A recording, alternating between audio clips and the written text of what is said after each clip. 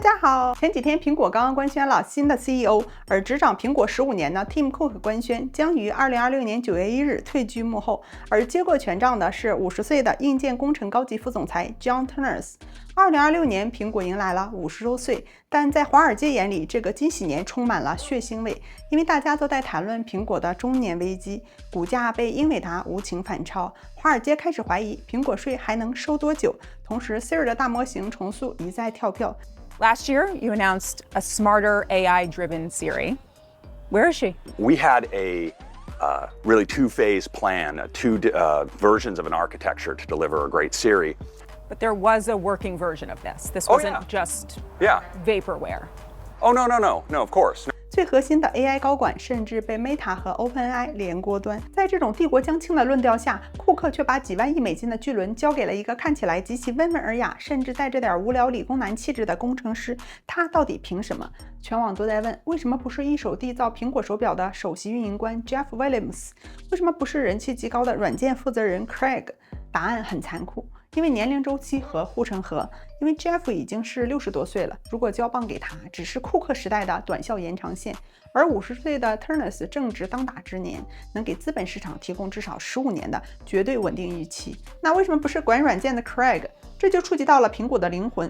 苹果虽然靠软件生态赚钱，但它的地基永远是卖极其昂贵的高端硬件。Craig 是个伟大的软件布道师，但他不懂怎么在代工厂里把一块主板的良品率从80%逼到99%。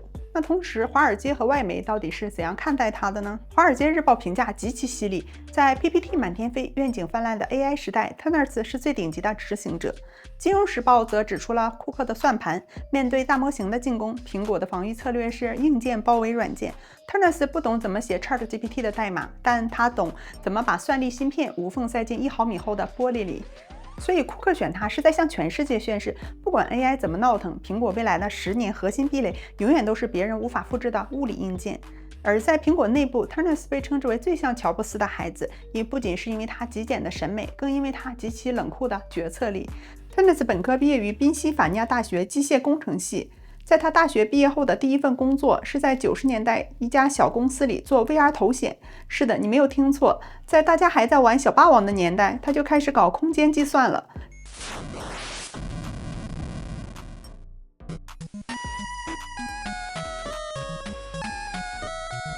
这也解释了为什么后来 Vision Pro 的硬件开发是由他一手带出来的。2001年，他加入苹果，从底层的显示器设计工程师做起，一步步爬到了所有硬件的最高指挥官。他的第一个决策就是 iPad OS 的强硬剥离，因为当年内部坚决要把 iPad 系统从 iOS 剥离出来的，正是做硬件的 Ternus。他在会议上发飙，他说如果不给 iPad 定制系统，那这块屏幕的性能永远是垃圾。他比软件团队更懂软硬一体的底线。第二个决策就是 M 系列芯片的大迁徙，他操盘了从英特尔向 Apple Silicon 的生死转型，而且面对外界逼迫 MacBook 上的 OLED 的狂热，他硬是扛住了压力，死磕 Mini LED。而且他对媒体直言，我们不追求第一，我们追求最好。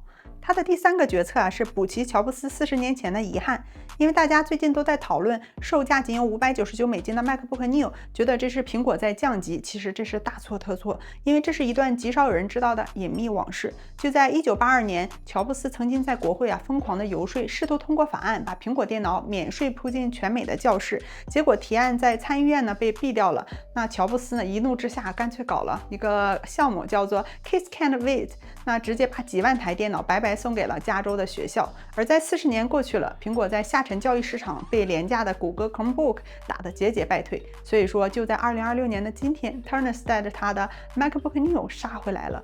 他不仅是为了收割 Z 时代，更是为了极其精准地绞杀美国教育采购市场，并向下渗透一些低收入的国家。而高盛的分析师一语道破， Ternus 正是用极其现实的商业手段，完成乔布斯当年靠理想主义没能拿下的版图。在这个所有厂商都在拿 AI 画大饼的时代，这位曾经拿过全美50米自由泳金牌、极其懂得死磕的男人，他的手里到底捏着什么样的牌呢？第一张牌就是折叠生态的物理重构。因为库克呢是为了保利润率压了多年的折叠屏，所以说当 Ternus 上台之后绝对会大开绿灯。那大家都知道，今年的年底呢，预计会发布 iPhone 折叠屏手机其实这只是一个开胃菜，因为它的终极目标呢是彻底抹掉 MacBook 的物理键盘，用一整块触觉反馈的柔性巨屏，颠覆移动办公。它的第二张牌啊，就是 AI 的隐形化与穿戴式的接管。所以说，当 Meta 和谷歌在卷大模型的时候呢 ，Ternus 实施的是降维打击。所以他认为最好的 AI 是让你感觉不到它的存在。为什么 AirPods 要塞微型的摄像头？为什么智能戒指专利频发？为什么市面上出现了很多的 AI 眼镜？就是因为它要消灭屏幕。未来硬件会直接隐形在你的穿戴里，润物细无声的来接管你的感官。那它的第三张牌啊是最隐秘的，也是桌面和家庭机器人。在造车失败之后啊，其实 Ternus 呢亲自收编了最顶级的汽车传感器和机械专家。通过华尔街内部消息流出啊，苹果地下实验室正在测试带有高精密度机械臂的桌面设备，以及能感知人类情绪的家庭中枢机器人。所以说 ，Ternus 正在测试全新的液压传动结构，让机器人的动作无限逼近人类。所以说，我们也很期待，不知道什么时候可以就是出现在大家的面前。苹果确实面临着50周年的中年危机，那种大象难转身的沉重感啊，真实存在。但正因为这种巨大的危机，才倒逼着 John Ternus 提前上位。所以说，资本市场总有质疑的声音，他能造出完美的机器，但他能像乔布斯那样发明需求吗？但 Ternus 根本不在乎，因为他不是来守城的，他是库克选出来用最硬核的物理形态强行在 AI 混战中打出一条路的人。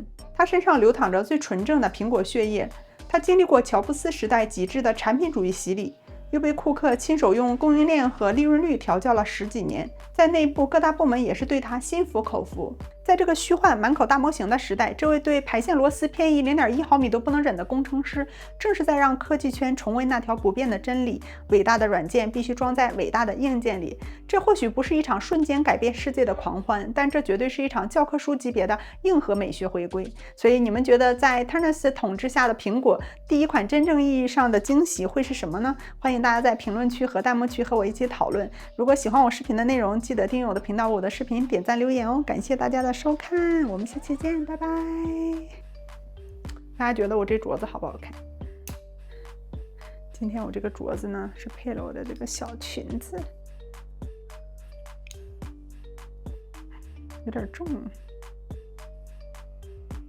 觉得还蛮好看的。